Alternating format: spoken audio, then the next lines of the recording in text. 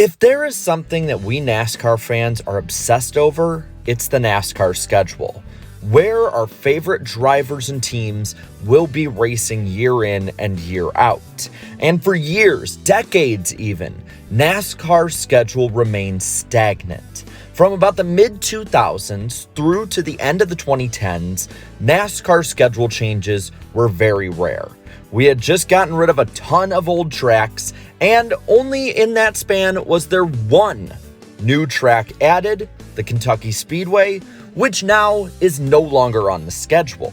But NASCAR has done a great job in revamping the schedule in the last couple of years and really restructuring it in a way that fits both old school fans and reaches out to newer fans. Whether you agree with how they do it or not, whether you like it or not, you have to admit NASCAR's schedule now is probably the most interesting it's been maybe ever.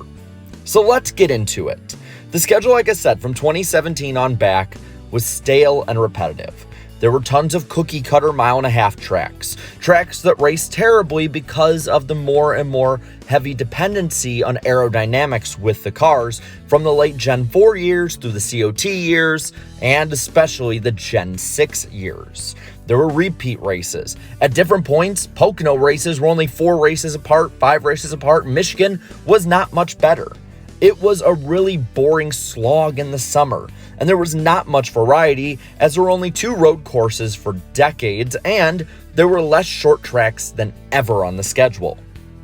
Then, throughout that time, we did have a bit of changes before 2018, which I think really started sparking this off. We had shortened races, 500 milers made into 400 milers, which has only continued through this era. But a lot of people will say, hey, I don't want my races shortened. But I don't hear many people complaining and wishing we had 500-mile races at Auto Club or Pocono anymore, even if those tracks race pretty well now. And in 2015, they put the Southern 500 back where it belonged. And that was a huge outreach towards the older fans and was a great ratings boom for a couple of years there. Also, in this time, they slowly made track contracts with NASCAR less and less in time. Instead of these giant contracts, maybe 1, 2, or 3 year deals would be signed so NASCAR could have more flexibility with the schedule. Plus, in the contracts, they were able to get out of it more. So, starting in 2018, you had a race added to the playoffs that was a track who had raced pretty well so far. Las Vegas, who had a second race. You had the Charlotte Roval, which replaced a souring and honestly boring fall race there that may need to actually come back the way that the cars are now. But the Charlotte Roval delivered from day one. Even with Brian France running things, the spark of ingenuity able to get through there was only the beginning, a bit of a falling snowball that would turn into a giant avalanche of changes, and in my opinion, changes that many people kind of liked. In 2019, the schedule stayed kind of stable. And I would say that's honestly a bad thing, as it still was pretty stale, but the ratings had went up. And going into 2020, I think all of us were really excited. NASCAR felt like it was on the up and up again. Attendance felt like it was going up towards the end of the year.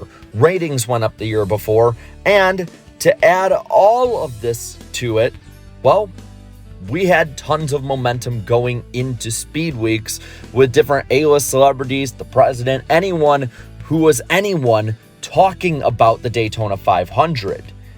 And then only a couple races in, even after some up and down weeks, the whole world changed, including NASCAR with the COVID pandemic. And this is what really put the match to the gasoline to start this fire. Because with that, NASCAR had to change quickly and drastically to get all of their races in, which to their credit they did. But in this time, we saw some different things change. Before the season, it was announced that Phoenix would be the finale and Martinsville would be before. Good change there. Daytona would be the regular season finale, a change that many fans love and anticipate the entire summer. Then there was also the Martinsville night race that was scheduled, which was almost like putting lights in Wrigley for the first time. It was a big, big deal. Then you also have Darlington and Bristol added to the playoffs with a Pocono doubleheader, which I would say Honestly, it was pretty fun when it was executed the next year. With fans there, I should say. But due to the pandemic, you had multiple Darlington races. This helped bring Darlington back now for 2 races a year instead of 1 for the first time since 2004. Then you also had Atlanta getting a bit of a spark, which then the next year they would also get some stuff changed we'll talk about. But still Atlanta getting 2 races a year for the first time since 2010. And you also had tracks like Kentucky and Chicagoland, cookie cutters taken off. And even though Chicagoland especially had better racing, it was still a way to really long-term make the schedule look a bit more flashy. And you had the first race at the Daytona Road Course, which proved to be effective for the next season. So, like I said, you had the Spring Darlington race in 2021, and then you had Daytona's Road Course for both the Clash and a second race of the season right after the Daytona 500, kind of making a makeshift speed weeks. Bristol's spring date, which had struggled for years, was turned to the Bristol Dirt Race, where the Cup Series for the first time in decades would race on the dirt. Road America was entered onto the schedule, though it only lasted 2 years. You had COTA and the Nashville Superspeedway, meaning that NASCAR once again was entering into the Nashville market. The Brickyard 400, which many fans, including myself, had said was pretty awful, was replaced with the Indy Road Course, which has had mixed reviews and might get changed again, so that might be one that they failed on, but it shows that NASCAR had that willingness to change things due to what the fans wanted. Fans asked for road courses more and more and more, and finally NASCAR delivered on it, and may have over-delivered, but still, probably better to over-deliver than under-deliver and have fans still mad for that reason, because now NASCAR can find the happy medium. In 2022, you had the Clash at the Coliseum, another one that seemed controversial at the time, but the last 2 years of TV ratings, while not going up year over year from 22 to 23, is still way up from the way that the Clash was at Daytona towards the end. Gateway was added, adding the St. Louis market to the schedule as well, and COTA was changed to a better day so that it wasn't a giant monsoon during the race. Also, Atlanta would be reconfigured, turning it into the Atlanta Superspeedway, which has made more people watch it at the track and at home than before, even though, again, I still think the racing was pretty good. And then in 2023, the 2 big changes were one for new fans and one for old fans. The new one we just saw this week was the Chicago Street Course, which, based on almost 5 million people watching, a number that NASCAR hasn't normally seen in almost half a decade, maybe even more, was a pretty big success in that respect. And then the North Wilkesboro All-Star Race, which, while less people watched it than the year before, still had an immense crowd there for their standards, and it was huge for a lot of longtime fans who had given up on any semblance of what they loved in NASCAR coming back. NASCAR at this point trying to toe a bit of a tightrope and try to appease both old and new fans. And so far, even though I don't think either side can fully agree, I think I could say that it's been pretty good. The schedule right now has everything: stadium racing, street racing, short tracks, super speedways, purpose-built road courses, intermediates, a dirt race.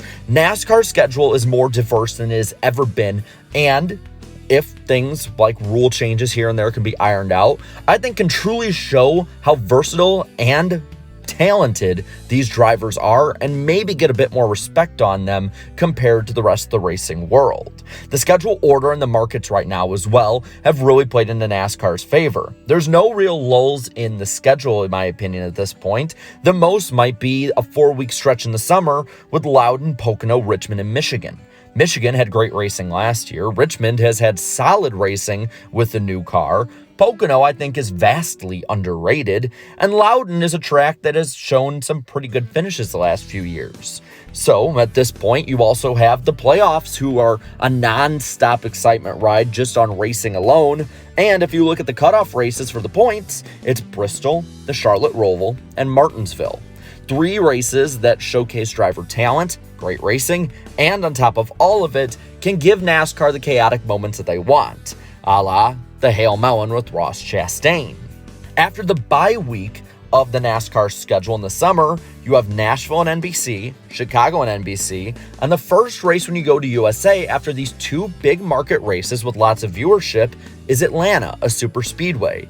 That right there, I think, showcases a really good intelligence for what they are trying to accomplish. And I think at this point, if the ratings go up for Atlanta this week, barring any rain happening, I think that it'll prove NASCAR knows what they're doing completely, and fans probably should trust in it, even if we disagree.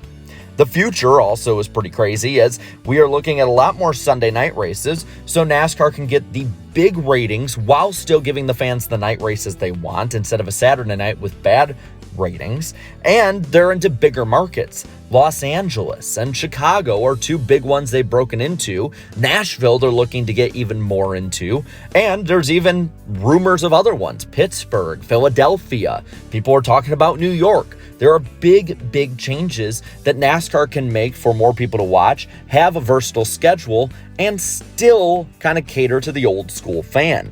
And in the future, there's a ton of different tracks that are options. There's the Auto Club short track if it happens. Rockingham is rumored to be in the All-Star race, while North Wilkesboro gets the point race spot for Bristol Dirt. The Brickyard 400 may come back to many people's applause. The Nashville Fairgrounds is starting to move forward with their push to get NASCAR back in the center of Nashville. Montreal is in the rumor mill all the time. Other street races are possibilities even if Chicago doesn't work. And European races now are on the table after the Garage 56 entry at Le Mans by NASCAR. So I would say right now, it's honestly a good time to be optimistic as a NASCAR fan. The schedule is more fun than it's ever been, and honestly, I think it might get even more crazy and fun in the coming years with the new TV deal. But with that, I'm going to pass it on to you. What do you think of NASCAR's schedule? Do you like it? Do you not?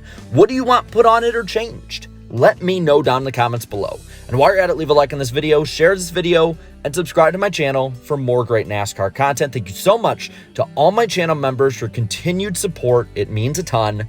And be sure to watch the NASCAR Weekly Podcast tonight on Black Flags Matters channel. We're going to be talking about all of it. So, until then, have a good one.